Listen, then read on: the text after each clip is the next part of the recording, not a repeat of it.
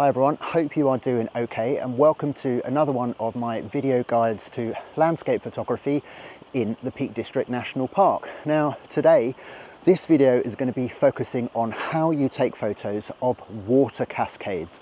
I've been careful not to say waterfalls here because the UK will never ever be able to compete with the majestic scenes that you get in places like Iceland, but if you know where to go, and I'm in a place that's brilliant for it today, there are some really nice scenes to be able to shoot. So I'm at a place called Padley Gorge today, and I'll be going to another location later on in the video too.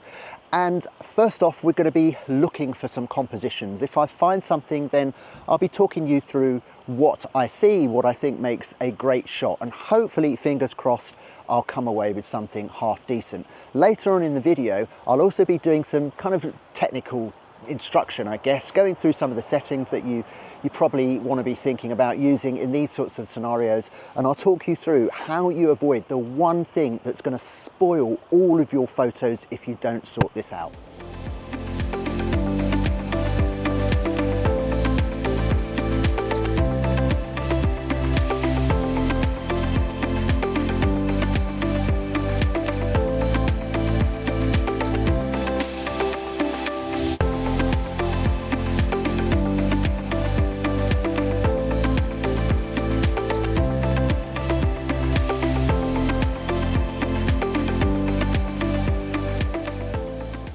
So for those of you that don't know me, my name's Dem, or Demi, nice to meet you, and I'm a professional landscape photographer based in the Peak District National Park in the UK.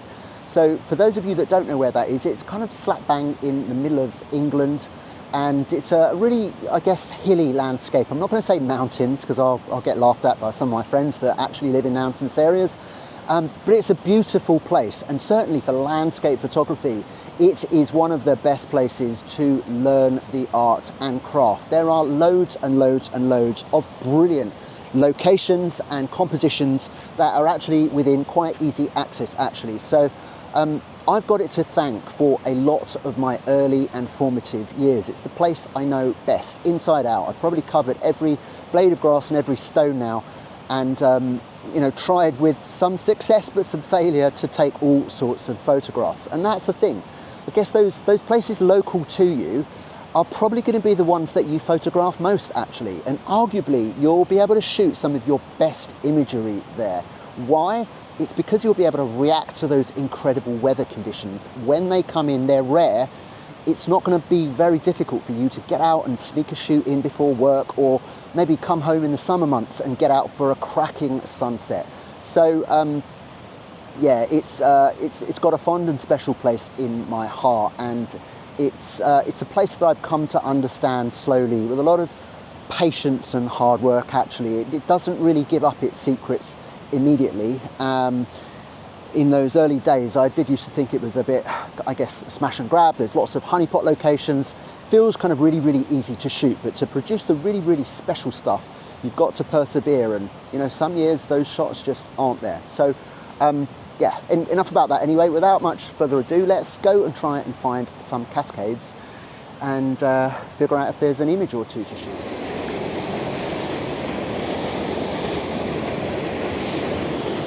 So, some of the things that I look for in a composition like this.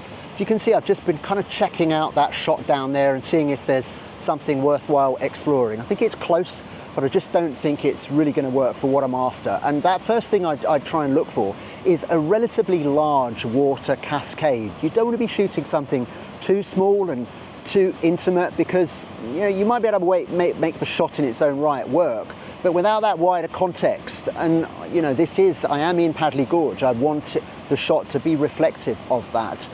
If you get too close, you just the viewer isn't going to know where you are, and you could almost be anywhere. So I had a large cascade there, but if you notice with the colour of the water in Padley Gorge is that there's a fine line between having enough water at hand and having too much water. There's a lot of kind of peat and other sediment in the water that can make it really brown, and when it's flowing with too much force, you're just going to really struggle to make that look nice in your shot. So that was problem number one.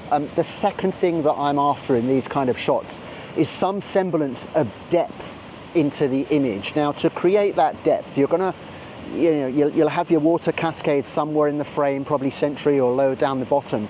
But behind it, it's pretty helpful usually if you can see where the water's coming from, if it's flowing towards you, so that when you freeze that water, it creates some kind of leading line. And there's a tricky kind of a fine line to figuring out where and what height you shoot, because to get closer to that cascade in the way I wanted to be able to frame it properly, I just dropped down too low and I was losing the top of the frame and that leading line into the distance. So I had to play around with it. I just don't think that I can make it work.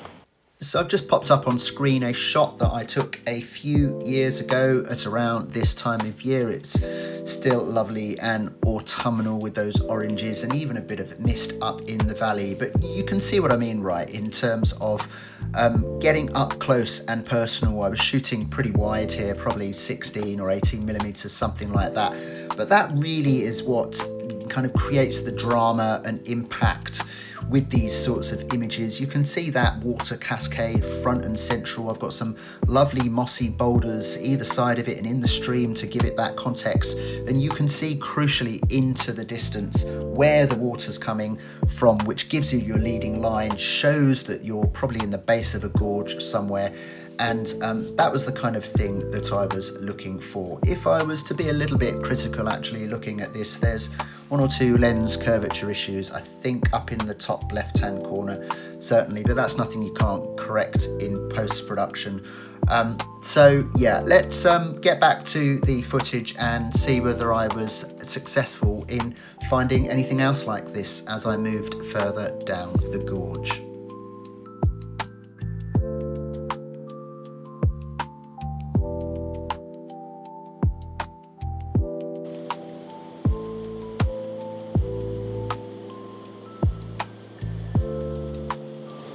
Well now, I hope you can hear me over the rushing water. I'm pretty near to the gorge, but this looks interesting actually. There's, a pretty big cascade. It's multi-tiered here, but there's lots of different parts to it, and I think I'm sufficiently low enough to be able to see the distant flow into the cascade, so I've got that leading line there. The problem I'm up against though is I'm probably on the wrong side of the gorge, so I'm not going to clamber across this. I think I might kind of go over to that side, just over there, and have a little look at it from that distance or that direction, because I think there's possibly a nice shot here. There might be one or two branches in the way, but I'm going to go and investigate.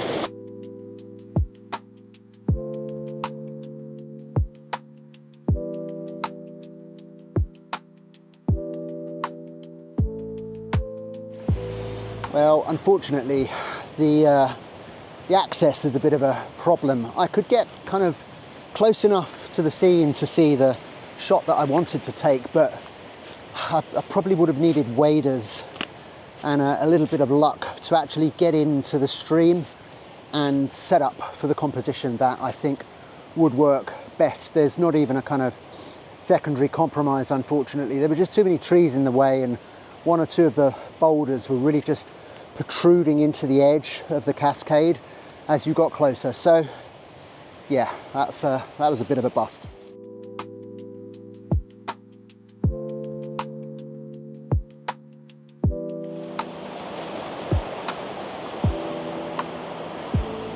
Well, we made it to the bridge. I'm on the other side now. I'm going to go and check out one or two compositions that I saw earlier.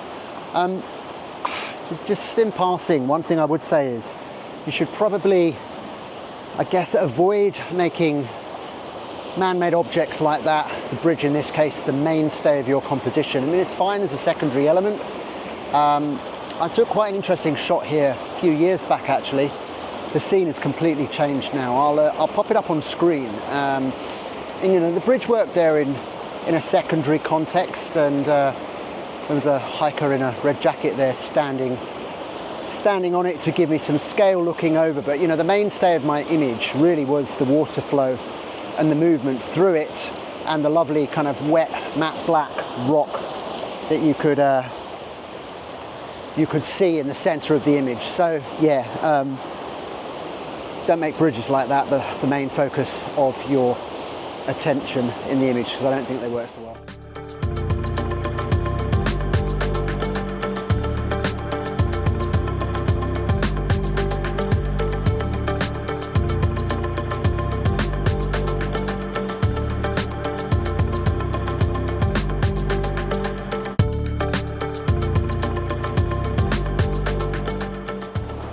Well then, would you believe it? We have found a composition to have a little go at. Now, it's been a sketchy affair trying to seek out some of these shots to video here and produce, and I just, you know, be careful where you're treading. I mean, I'm wearing hiking boots now. There's no right or wrong here. Ideally, I want wellies to be able to get into the water sometimes, but wellies don't quite have the traction that my hiking boots have. So yeah, I made it here in the end. Anyway, now let's have a little look at this shot that I am putting together. If I'm honest, I'm a little bit further away from the scene than I'd originally thought. I was thinking I was going to be shooting eye level and kind of looking at a cascade with a bit of a kind of a leading line moving towards me in the distance, but I'm actually up a little bit higher. I've only got my 14 to 24 lens with me, and if I'm honest, I could probably do with shooting this at maybe 35-40 millimeters. I'm not sure about some of the green at the bottom here, but hey, we'll make it work. What is absolutely lovely is if you have a little look at the flow of the water, kind of really nice front and center in the bottom half of the image. Let's just take a little look at the back of the camera and the scene that I shot here. There's a lovely kind of swirly marbled texture to it, and it just really works, I think. I'm going to talk about this a little bit later if I do make it to Lumsdale Falls, but you've really got to be careful with your shutter speed here. I am polarizing, but the water's moving really fast, and that one tip I was talking about earlier on that ruins all photos of this nature is if your water is just too smooth and too milky, and if you push that too far, you'll even blow out some of the highlights in it, and it'll just look, people say that it just looks too fantasy and not real enough when you speak to them about those sorts of shots. Some people like them, that kind of dreamy look, but get your shutter speed wrong, and generally that means slower than it needs to be, and it will just ruin your shot. I'm shooting at 1/5 here, and that's even with a polarizer on, which is making it really dark. I've had to shoot my ISO up to 400, again, just to keep that shutter speed fast enough, so that I'm not blowing out the highlights and milking out my water. If you look at this, there's still one or two highlights just a little bit kind of blown, but I can probably deal with those in post-production, or I can just shoot a slightly faster shutter speed. So let's go to 1/8, and I'm focusing in the foreground there on the actual water, because that's the central feature of the shot. So let's see how that's going to turn out. I'm also bracketing as well, just one shot in case I need to blend in some of the darker bits of the water if I've blown it. So that has, if I just have a little look in the viewfinder, yeah, that'll do. That's come out pretty nice. So my optimum shutter speed here is something between probably 1/5 and 1/8, and you just need to play around with changing your ISO a little bit to enable you to shoot a bit faster, or dropping it down, extending the shutter speed so that you can smooth out that water a little bit more. And that's it. I am polarizing here. I'm not going to make this video about polarization and what impact it has. A lot of you will be really familiar with that. But if you're just starting out, absolutely key tool for your photo bag, really, and anything water related. That polarizer is just allowing me to remove the glare and create some lovely separation between the water flow and the darker bits of the water. If I didn't polarize, I might just show you that now, and take the same shot but unpolarized. Here we go. You tend to just get a bit more patchiness in the dark areas, and that's why you need a polarizer to kind of knock that out. So yeah, I think that's a reasonably nice shot. Got a bit of a problem with this pool of foam in the top left. I'm not sure I can do very much about that. The water's not really moving into that corner enough to disperse it. I'm not going to faff about with cloning it out, although I probably could do. So yeah, relatively happy with this shot. It's allowed me to talk about the things I wanted to talk about anyway. And I'm going to move on to my last location now, which is a lovely little place called Lumsdale Falls. I'll see you in a bit.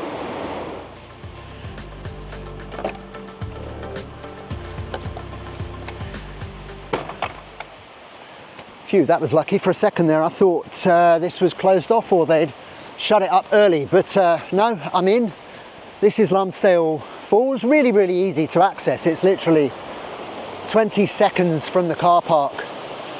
Then a short walk up these steps and you're there. Look at that. I knew it would be in really, really good spate because of all the rainfall yesterday, and it can take about a day or so for some places in the Peak District for all that water to trickle through. So yep, we're here, and fingers crossed there's an image or two to be made.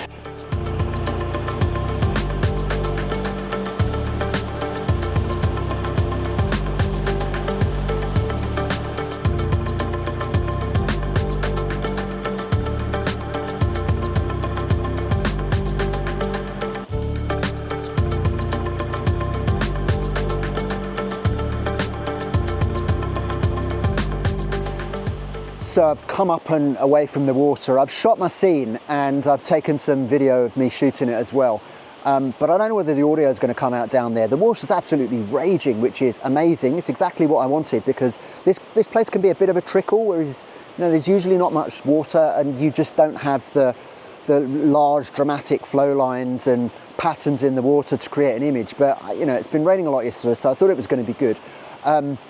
So let me just talk you through what I was shooting and kind of what I was looking for, really. And the thing that I love about Lumsdale Falls is that you can get really up close and personal and really get quite close to the water cascades. And then behind it, there's a real clear kind of water drop disappearing into the distance. You can absolutely see that leading line. And being able to get close and into the action, that's what really creates the wow factor in these kinds of images. I've shot this before. If I just pop that image up on screen, I think it was 1 or 2 summers ago, and there'd been a huge storm with crazy amounts of water. So I knew the flow was going to be excellent, but everything came together really, really well. There was a nice boulder that had worked its way down the water cascade. It was a really dark and overcast day, so it allowed me to kind of darken the edges of the frame, and what light there was just kind of dropping into the center and top of the frame. And it just, people look at it and their reactions are like, oh my God, I just feel like I'm in the water. This is amazing. So that's the sort of look and feel that you're trying to go for, really. So I was having a go at recreating that. There were a few considerations. I think there was actually almost too much water this time around, because the water was swinging off to the right at the bottom of the frame as you look at it. And I should have been wearing wellies, really. I wasn't able to walk my way into that flow to kind of center the bottom part of the image and just, get that water fanning out at my feet. It's very important that that light source at the top is central in your frame. If it's off to the left or right, it can make the image feel a bit imbalanced. There's nothing you can do about it. You could probably shoot removing it, but I like to keep it in there because it shows that there's a building up there. This is a old kind of, old mill or some kind of waterworks back in the day. So, I like that gets included. And then the other consideration that I was kind of wrestling with a little bit was that another nice feature of this time of year are those orange leaves speckled around. It's the end of autumn, right? So if you look at the middle of the image, there's a kind of a little ledge with a load of leaves on there. The problem is as I get closer to the water, like I want to create that wow and impact, I kind of lose the plane of sight on those leaves. They just kind of shrink and diminish in the middle of the photo, which is not what I want. I want to kind of be up and over them to elongate them, so I just see more of those orange leaves in the middle of the frame. So I had to make a bit of a compromise there, shoot at chest height, get close enough to the water, and I could still see some of the leaves in the shot and frame. So yeah, that's the image, really. I mean, you can see that the light is completely gone now. Sun has set, so towards the end of that shoot I was having to use my ISO just to make sure that enough light was getting into the shot. I talked about that one thing earlier that can really spoil your images, but I'll remind you of it again, and that's milky water. Too much smoothness created by kind of 1, 2, 3 second shutter speeds, really. Certainly when the water's moved this fast, you want to be shooting at kind of half a second or faster, quarter of a second. I think my best images there were about 1/5 again. And so that just helps me avoid that real faux pas that, you know, we've all been there, we all make that mistake, and it just, you don't want people looking at your images and saying, well, that feels really, really unnatural. So I was having to manage that because it was getting dark, and I guess that's it. So if that image came out any half decently, then I'll put it up on screen now for you to have a look at.